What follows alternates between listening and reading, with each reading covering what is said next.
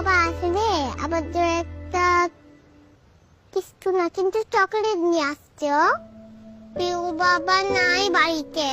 যখন তখন বাইরে গেছে আর পুলিশ এসে ওকে ঘুড়ি মেরে দিছে। আই মিস ইউ পিউ বাবা।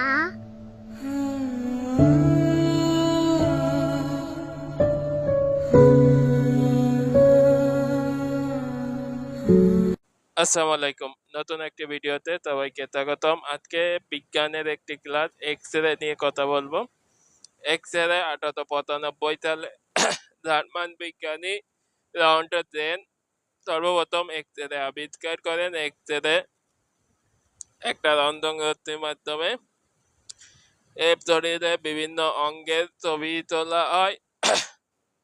এটি সাধারণত ব্যবহৃত করা হয় হাড়ের ফাটল দেখার জন্য,